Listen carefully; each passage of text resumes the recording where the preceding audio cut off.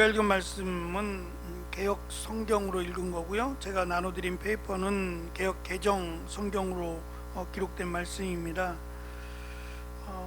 7절에 있는 말씀, 우리 개역 성경에서는 구속이라고 번역을 했고 개역 개정 성경은 속량이라고 번역을 했습니다. 구속이나 속량이나 크게 다르지 않은 표현이라고 보시면 되겠습니다. 오늘 말씀은 하나님께서 예수 그리스도를 이 땅에 보내시고 또 그 예수님을 사람들은 그냥 인간 예수로 봤어요. 특별히 사생아라고 여겨왔고요. 결혼하지 않은 상태에서 아기를 갖게 된, 그러니까 하나님의 축복과 거리가 먼 이런 출생 자체부터 문제가 있는, 그리고 목수의 아들로 사람들이 여겨왔습니다. 그리고 그가 나이가 30이 됐을 때에 본격적으로 하나님의 일을 시작을 했는데,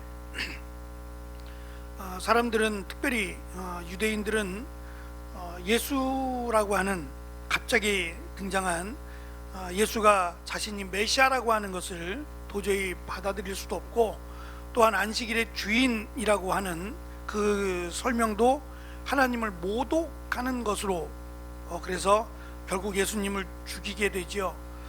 그러나 예수님께서 십자가에 달려 죽으신 것은 힘이 없어서 그런 것이 아니라 우리의 죄를 담당하시려고, 우리의 죄를 대신하여 죽으신 것이고, 부활하셔서 부활의 첫 열매가 되셨다라고 성경은 우리에게 가르쳐 줍니다. 특별히 바울은 자기가 예수님을 처음부터 믿은 것이 아니라 오히려 예수님이 부활하시고 난 뒤에, 그리고 사도들이 이 복음을 전한 시기에 등장을 했어요. 등장을 해서 이 사도들 또는 제자들을 두고 볼 수 없다라고 여겨서 그들을 잡아서 가두거나 그들을 쫓아내려고 했습니다. 그랬던 바울이니까 그 바울에게 있어서 예수 그리스도라고 하는, 예수가 그리스도라고 하는 사실은 자신의 모든 것을 사실 배설물과 같이 여기고 오직 그리스도만 바라보고 살겠다라는 고백으로 이어졌어요. 그래서 1장 1절 말씀에서도 강조했던 것처럼 그리스도, 그가 예수라고 하는 예수 그리스도를 달리 표현한 거죠. 그리스도를 먼저 써서 그리스도가 예수다라고 하는 것을 오히려 강조했습니다. 오늘 말씀도 바울이 예수 그리스도를 믿음으로 받은 이 구원이라고 하는 은혜요, 이것을 이제 사실은 풀어갑니다. 왜냐하면 이 구원이라고 하는 것은 일단 내가 그 질병으로부터의 구원 또는 원수들로, 적들로부터의 구원은 공통적인 공통 분모였어요. 그러니까 에베소에 있는 사람들도 로마로부터의 자유를 기다렸죠. 희망하고. 그래서 이 구원이라고 하는 단어는 참 희소식 또는 반가운 소식으로 여겨왔습니다. 지금 그 이야기를 하려고 하는 거예요. 구원이라고 하는 것을 주제로 던져서 사람들의 관심을 모읍니다. 모아서 진정한 구원은 로마로부터의 구원이거나 질병으로부터의 구원이 아니라 죄로부터의 구원임을 바울은 강조합니다. 먼저 7절에 있는 것처럼 그리스도의 피를 통한 대속, 구속, 속량이라고 설명하고 있는데요, 이 속량이라고 하는 단어가 이게 한자어거든요. 대속도 마찬가지고 구속도 마찬가지인데 한자어인데, 원래 이 뜻은 노임을 받다예요. 무엇으로부터 노임을 받다라고 하는 것이 기본적인 의미예요. 페이퍼를 보시면 제가 이 가운데다가 플러스를 하나 해놨어요. 여러분 페이퍼에 보시면 속량 해놓고 옆에다가 헬라어 단어를 쓰고 그 단어에 이렇게 플러스 하나를 해놨죠. 이제 무슨 말이냐면 이 두 개의 단어가 합해졌다는 말이에요. 앞에 거는 접속사고 뒤에 거는 동사인데, 이렇게 바울은 언어를 조합하는 능력이 탁월해요. 크게 두 가지 이유가 있는데, 하나는 사람들의 관심을 끌기 위해서 그래요. 그러니까 어느 정도냐면 요즘처럼 이렇게 뭐 다양한 문화 또는 다양한 볼거리가 있던 때가 아니에요. 그러니까 사람들은 늘 새로운 것에 관심을 많이 가졌어요. 그게 늘 이야깃거리였어요. 하루 종일 사람들과 나누는 대화가 뭐 새로운 게 없나, 뭐 특별한 게 없나, 이런 것들이 큰 이슈가 되었던 때입니다. 그러한 때에 이 말 한마디가 사람들에게 많은 관심을 가져왔어요. 예를 들면 제가 이스라엘뿐만 아니라 특별히 뭐 소아시아 지역에 로마의 점령을 당해서 로마가 다스리고 통치했던 나라들의 이 문화를 엿볼 수 있는 게 뭐냐면 그림인데, 이 그림 가운데 우리식으로 하면 타일이에요. 타일, 이렇게 붙여놓은 타일 같은 건데, 거기다가 이제 그림을 새겼는데 좀 이상한 그림이 있었어요. 제가 보여드린 적이 있는데, 먹다만 생선, 뭐 먹다만 과일, 이런 그림 본 거 기억나시나요?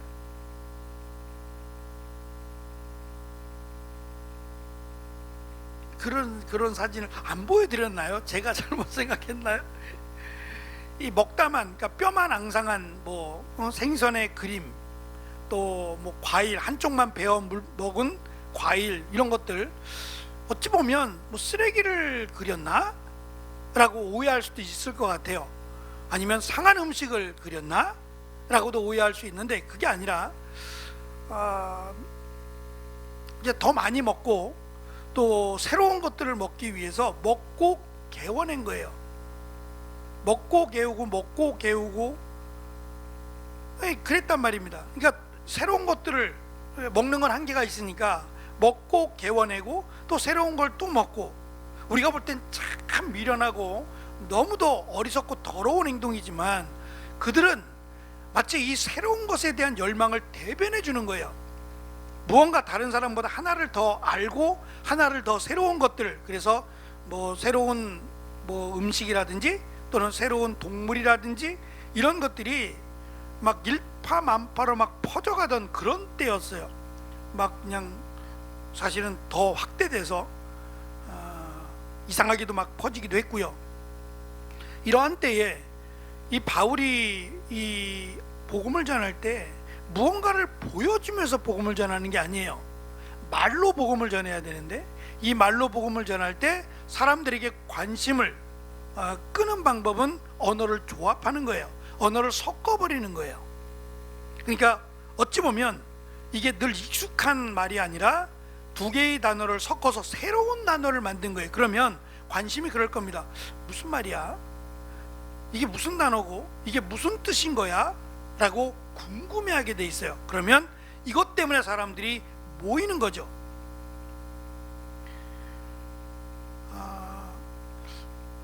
우리나라에 복음이 들어와서 사실은 우리가 갖고 있었던 기본 종교요, 기본 종교가 있었기 때문에 기독교에서 지금 우리가 믿고 있는 복음을 전했을 때에 그 복음을 거부했던 것은 달랐기 때문이에요. 완전히 다른, 이미 우리는 막 그것이 삶이 되고 그것이 우리의 모든 것이 되었는데 그것을 뒤집을 만한 내용이 나오니까 거절하게 되고 뭐 그들을 죽이기까지 했던 거죠. 이게 사실은 그 민족성과도 같아요. 우리는 이게 쉽게 두 가지를 또는 세 가지를 이렇게 받아들일 수 있는 마음이 없어요. 굉장히 배타적이죠. 근데 외국 같은 경우는 굉장히 호의적이에요. 외국 나가신 분들, 저는 외국을 많이 안 나가봤기 때문에 뭐 태국 가서 제가 뭐 태국말이 워낙 어려워서 태국 가서 전도하기는 참 어렵고요. 하여튼 뭐 남아공에 가서 이렇게 이야기를 하거나 뭐 물어보거나 그러면 굉장히 흔쾌히 이야기를 해줘요. 굉장히 반갑게 가던 길을 멈추고서라도, 바쁜 것 같은데 가던 길을 멈추고서라도 자세하게 두 번, 세 번에 걸쳐서 이야기해 주는 걸 보면서 이 사람들은 참 여유가 있다는 생각을 참 많이 가졌어요. 그러니까 시간도 그렇고요, 삶도 그렇고, 참 어찌 보면 그들의 문화가 그래요. 근데 우리는 바쁘죠. 바빠요.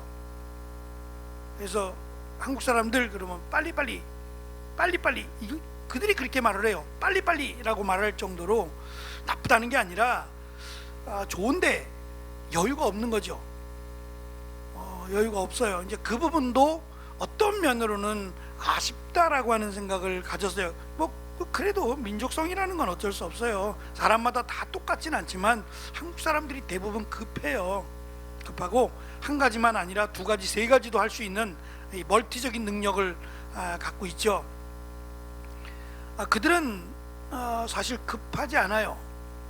하루의 일상이 뭐 특별하게 다르지 않기 때문에 새롭다는 것에 대해서 많은 관심을 가지고 또 사람들이 모여들었어요. 이제 그것을 바울이 언어를 통해서 그들에게 복음을 전하고자 이러한 방법, 언어를 새롭게 만들어내는 이러한 방법을 썼다라고 보시면 좋을 것 같아요. 우선 대속 또는 구속 또는 속량이라고 각기 뭐 비슷한 얘기인데 이게 이제 이 번역할 때마다 조금씩 다르게 번역이 돼서 그런 거예요. 같은 말입니다. 근데 일단 속량으로 번역된 이 단어가 몸값을 지불하다라는 뜻이 있어요. 기본적인 의미가 몸값이라고 하면 노예입니다. 노예. 남자 노예와 여자 노예, 어린아이 노예와 장성한 노예는 가격이 달라요. 아무래도 일을 중심으로 하다 보니까 가격이 다르죠. 어쨌든 그 노예를 돈을 주고 사게 되면 그 노예는 산 사람의 것이에요. 물건이란 말입니다. 근데 이것을 값을 지불하고 이 사람의 몸값을 지불하면 이 사람은 자유인이 되잖아요. 지금 그 말이에요. 기본적으로는 그런 뜻이에요. 그러니까 나 대신 내 몸값을 누군가가 지불함으로 말미암아 내가 자유를 얻었다가 되는데, 이것을 이제 죄와 또는 구원과 연결을 시키면 예수님의 피, 예수님의 거룩하신 피로 말미암아 그 피값으로 우리가 사실은 원죄라고 하는 아담과 하와의 후손됨으로 인한 죄예요. 이 죄값을 사함을 받았다는 거예요. 그러니까 이것이 사실은 대속이라고 하는 거예요. 근데 유대인들은 그리스도를 믿지 않으니까 메시아가 우리의 죄를 대신하여 죽으신다? 믿지 않았다 그랬잖아요.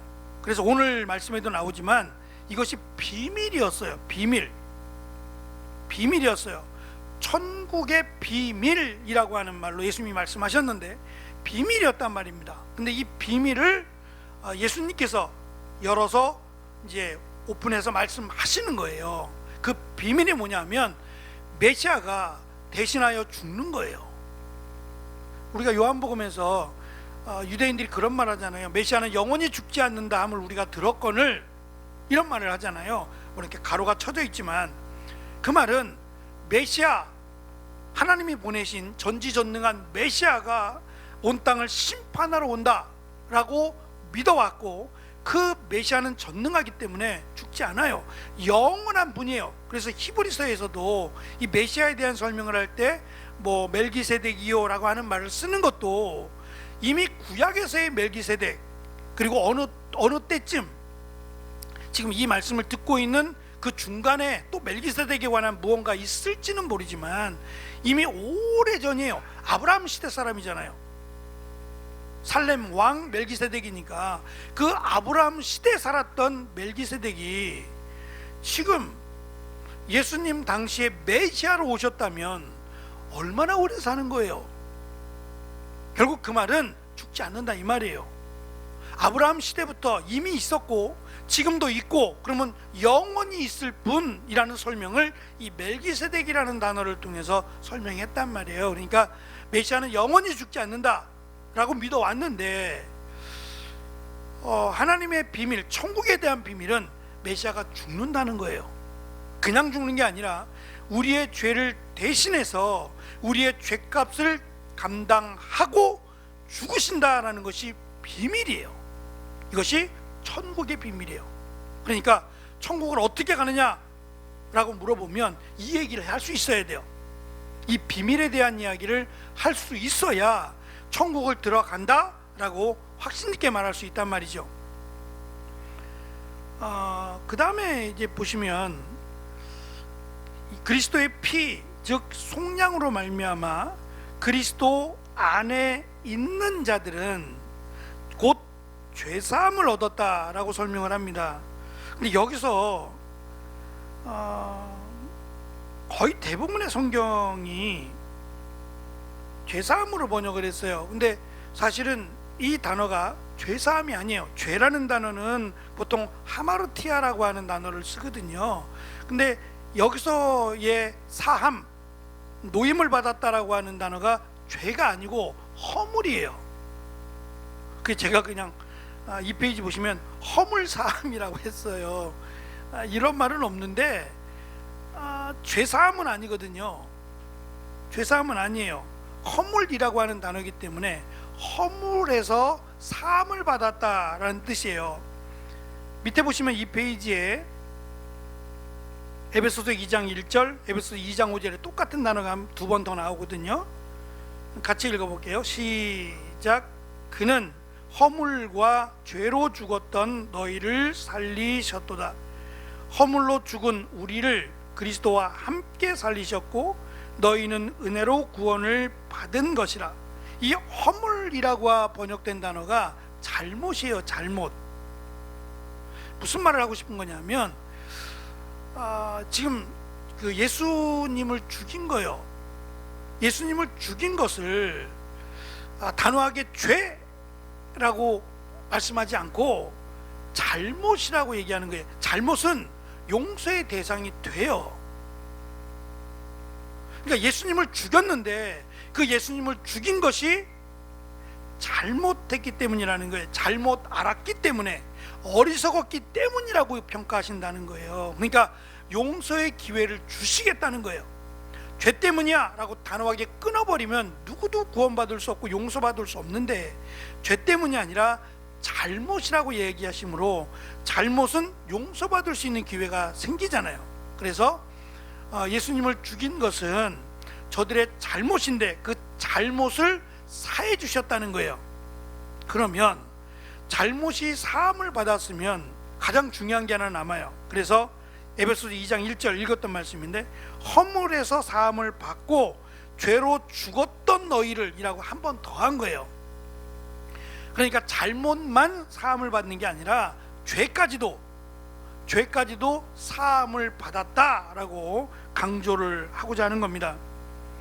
그래서 이 잘못, 옳지 못한 모든 생각과 행동을 의미하는데, 옳지 못한 모든 생각과 행동이 사함을 받았다면 저는 그렇게 이해를 했어요. 그냥 단순히 죄사함이면 우리는 아담과 하와로부터 이 죄사함이 사라져요. 아담과 하와가 지음으로 하나님과 막힌 담이 생겨버린 이 죄가 끊어지는 거예요. 근데 이게 대대로 끊어지는 게 아니에요. 이 끊어짐이 내가 예수 그리스도를 믿음으로 나만 끊어져요. 다시 말하면 아담과 하와로부터 흘러내려온 이 저주라고 하는 것 또는 죄라고 하는 것들이 인간에게는, 하나님의 형상을 담은 인간에게는 있단 말이에요. 근데 이것이 예수 그리스도께서 우리의 죄를 대신하여 죽으심으로, 그 죄값으로, 피값으로 그 죄의 고리가 끊어진단 말이에요. 끊어지는데 모든 사람의 죄가 끊어지는 게 아니에요.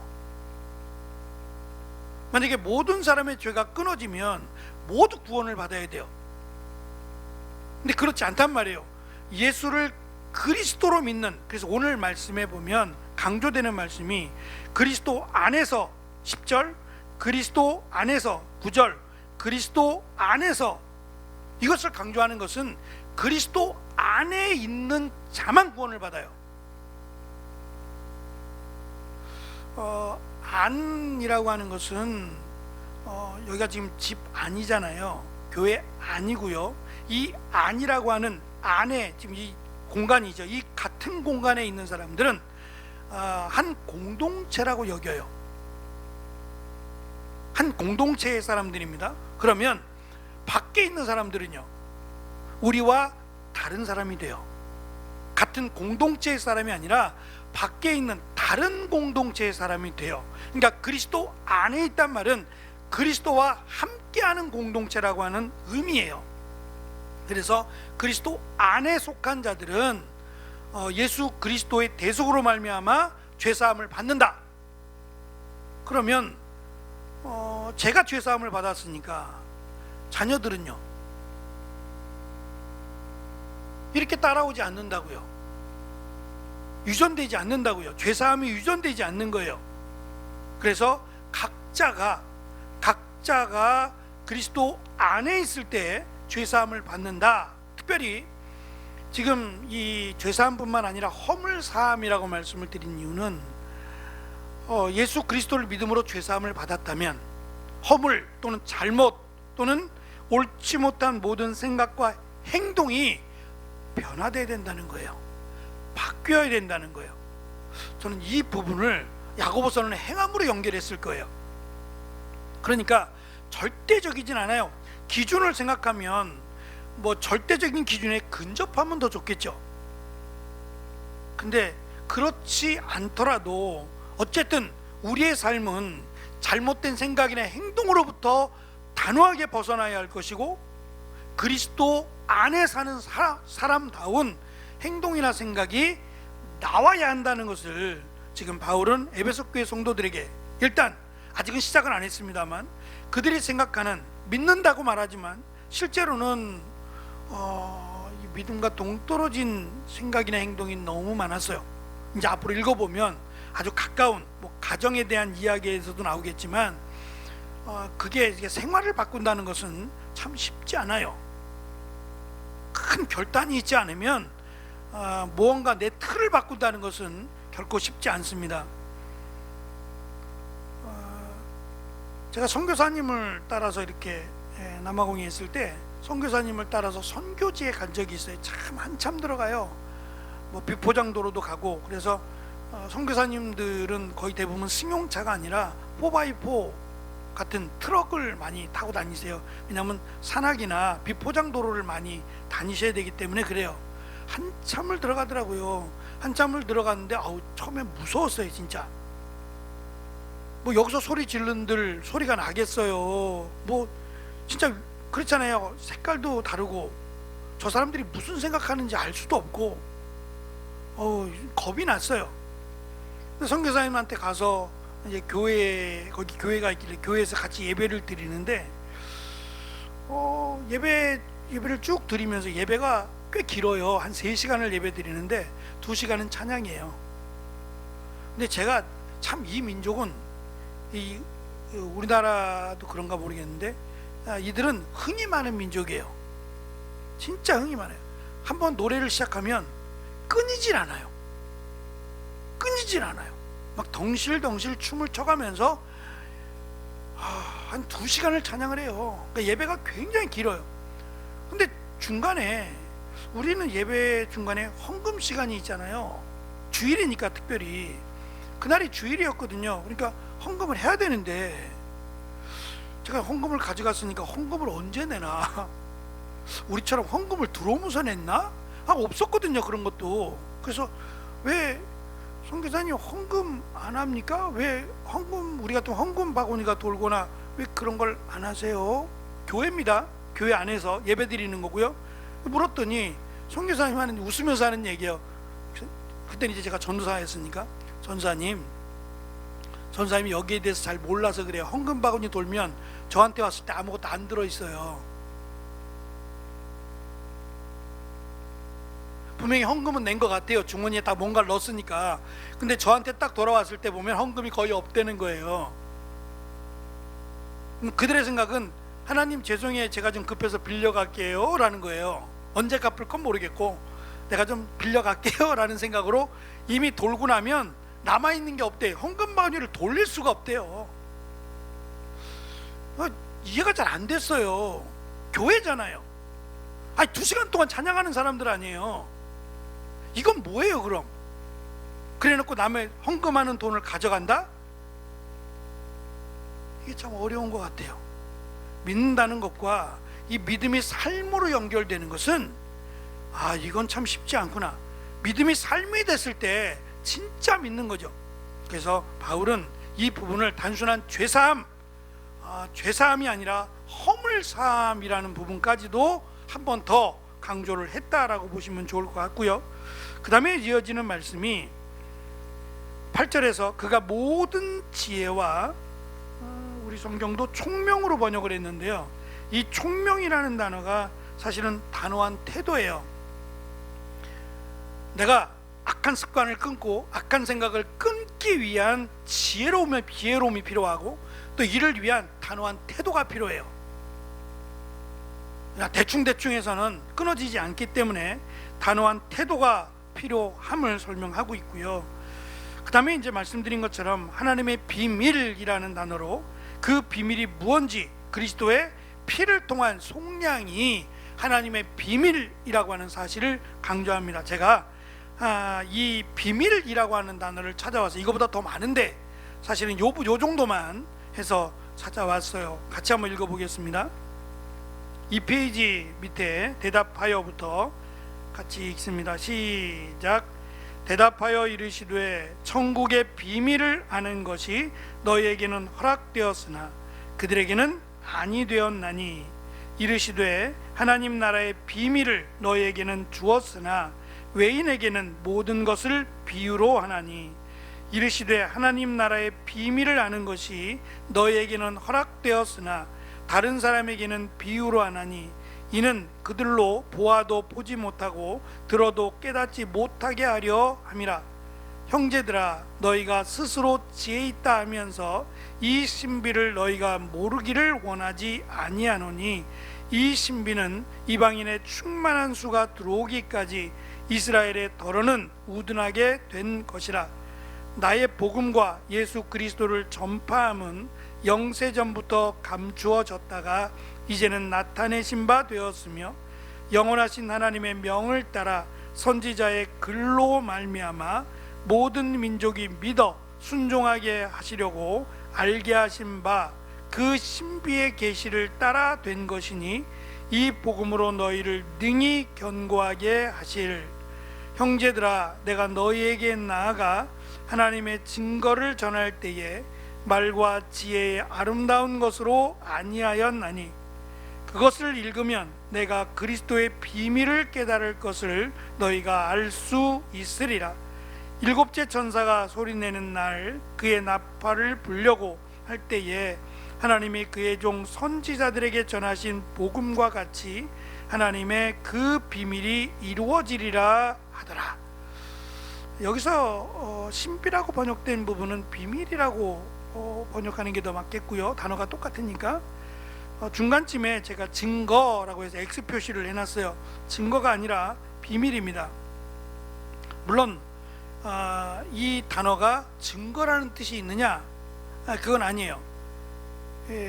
영어로 미스테리가잖아요. 증거가 미스테리인데 헬라어도 뮤스테리온이에요. 그러니까 여기서 영어가 와요. 여기서 영어가 옵니다. 그러니까 이 단어는 하나님의 비밀이에요. 그러니까 이 비밀을 예수님이 가르쳐 주셨고 바울도 이 비밀을 아는 거죠. 아니까 복음을 전하죠. 근데 이 비밀이 뭐냐? 예를 들면 미스테리온이라고 해서 사람들에게 이 단어를 딱 말하면 내가 비밀을 알려줄게. 여기는 관심이 없을 수 있지만 사람들은 비밀이라고 하는 그 단어에 사기를 당하더라도 온다고요. 왜냐하면 비밀이라고 말을 던진다는 것 자체가 나중에 이 사람을 해코지 할지라도 나를 장난쳤어? 나를 우습게 알았어? 라고 해코지 할지라도 비밀이라고 하는 것에 사람들은 많은 관심을 가져요. 시대가 그랬단 말입니다. 그런데 바울은 지금 이 비밀을 말하고자 한다는 거예요. 그것도 우리가 믿는 하나님, 신의 이름을 대고 그 신의 비밀이라고 말하면 사람들은 관심을 가질 수밖에 없어요. 그런데 이 비밀이 복음인데, 이 복음을 전했을 때 바울은 그랬어요. 나는 십자가 외에는, 그리스도의 십자가 외에는 그 어떤 것을 전하지 않기로 단호하게 결단했거든요. 그러니까 바울은 지금 있는 그대로, 에베소서에 기록된 대로 복음을 전했을 거예요. 그렇게 해서 에베소 교회가 세워진단 말입니다. 그러니까 지금 제가 설명한 이 내용을 바울이 저랑 목소리도 다르고 또 설명하는 방식도 다르겠습니다만 바울은 굉장히 강직한 것으로 보여요. 단호하고 강직했을 거란 말입니다. 회유하려고 노력하지 않았을 거란 말이에요. 근데 그것을 듣고 예수님을 믿는 사람들이 많았단 말입니다. 그게 사실은 은혜라는 거예요. 그러니까 우리가 그것을 듣고 바로 이해해서 아멘하고 믿었다? 그건 정말 기대하기 힘든 일이에요. 이해하기도 어렵거니와 비밀이라는 것을 한 번 듣고 다 깨닫는다고요? 글쎄 모르겠습니다. 우리는 한 1년 아니면 6개월 정도 전도를 받다가 교회에 나왔는지는 모르겠어요. 근데 어떤 이들은 정말 한 번 예수 믿으세요, 예수 믿고 구원 받으세요 라고 하는 요 말을 듣고 교회 나온 사람도 적지 않단 말이에요. 근데 이것만 가지고 그들이 얼마나 이해했느냐, 어떻게 이해를 하겠냐 말이에요. 그것은 말씀의 역사라고 볼 수밖에 없어요. 말씀은 살아있기 때문에 그 살아계신 하나님의 말씀이 역사를 만들어냈다고 밖에 볼 수 없는 거예요. 바울은 그것을 믿었던 겁니다. 하늘에 있는 것이나 땅에 있는 것, 인간이 거하는 모든 영역이 다 그리스도 안에서 통일되게 하려 하심이라. 10절에 그렇게 기록되어 있고요.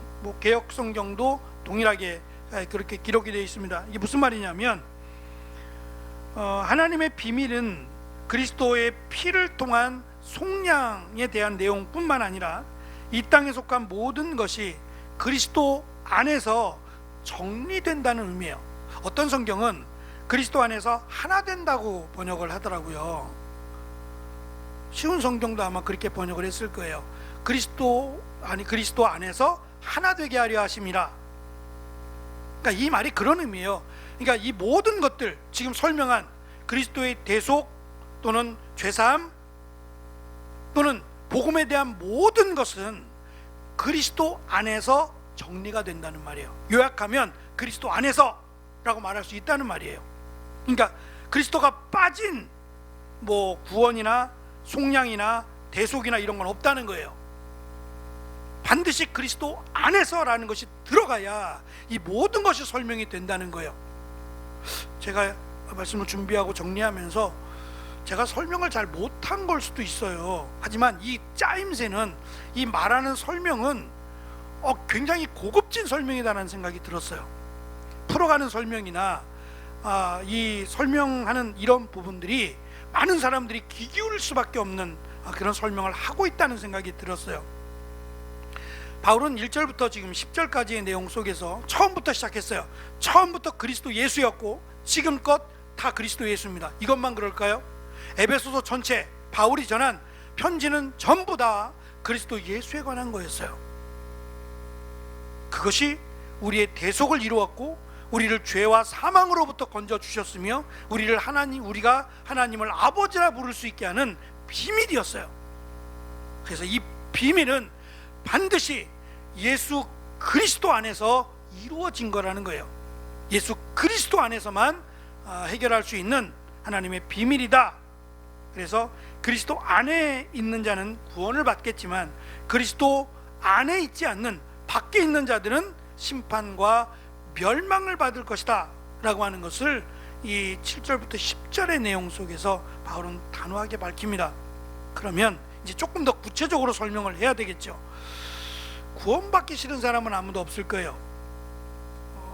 요즘은 이제 거의 보기 힘들지만 예수천당 불신지옥 이렇게 전도하시는 분들 1호선 타고 가다 보면 자주 뵈는데, 요즘은 모르겠습니다. 1호선을 제가 안 타고 다녀서 잘 모르겠지만, 그분들이 이제 좀 일찍 나오시는 경우가 있어요.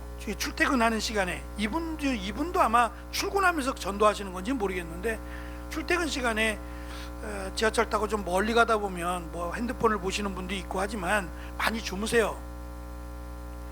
피곤해서 그런지 지하철에서 앉아 계신 분들은 특히 많이 주무세요. 근데 이분이 나긋나긋하게 조용조용하게 예수천당 불신지옥 이렇게 전도 안 한단 말이에요.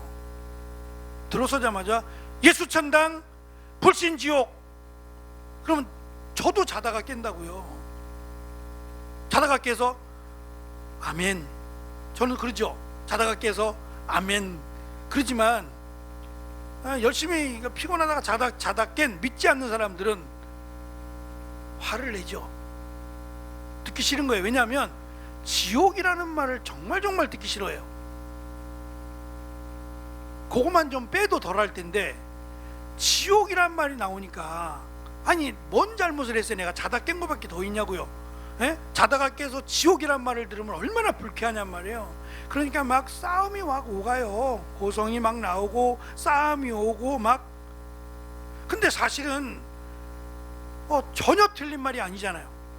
100% 맞는 말이거든요. 이것을 믿는 사람은 정말 축복받은 사람이고, 이걸 듣고 싸우는 저 사람들은 안타깝게도 구원 가는 거리가 먼 사람일 거란 말이에요. 이것보다 더했단 말이에요. 바울이 복음을 전했을 때에는 구원 또는 멸망이라는 단어를 안 쓰지 않았을 거란 말입니다. 분명히 사용했을 것이고, 지금 가뜩이나 로마로부터 멸망을 당해서 함락당해 로마의 노예가 되어버린 나라예요. 그런데 더 나아가서 심판을 받는다고 하니 기분이 좋겠냔 말이에요.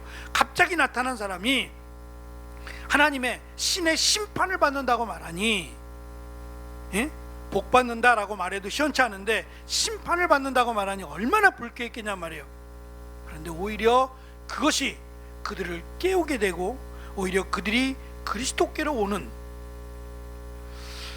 이상하게도 그 데이터를 이렇게 통계를 좀 내보면, 목사님들이 큰 소리를 치거나 또 때로는 강단에서 막 화를 내거나 심지어는 막 저주를 퍼붓거나 그러면 성도들이 나가야 되는데, 뭐 이런 교회가 다 있어 그러고 나가야 되는데 성도들이 늘어난대요.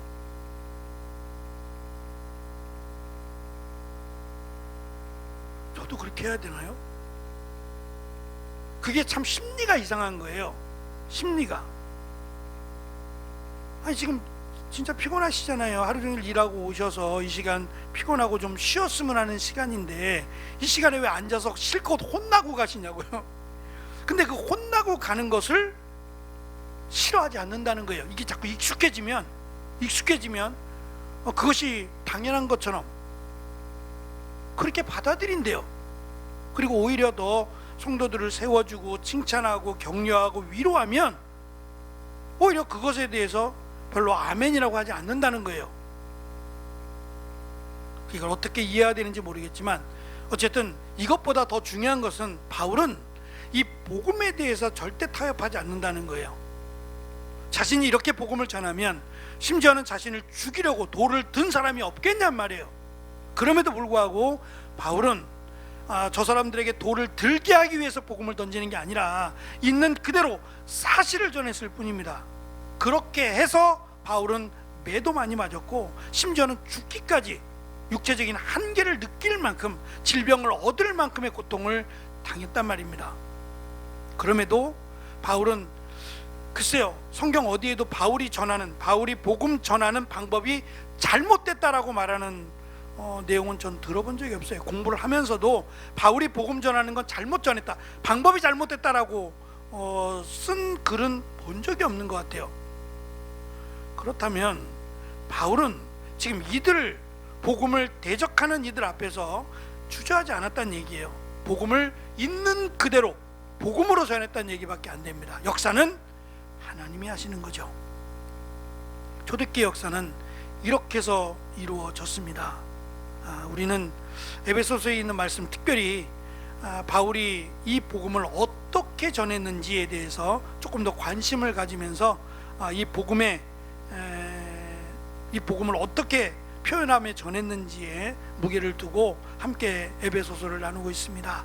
오늘은 특별히 복음이 예수 그리스도를 통한 대속과 구원이 예수 그리스도 안에서 해결이 되어야 된다고, 예수 그리스도 안에서 이루어진다 라고 하는 분명한 사실을 기억함으로 우리가 받은 은혜는 그리스도의 피값으로 받은 은혜임을 기억하는 귀한 은혜가 있기를 축원합니다.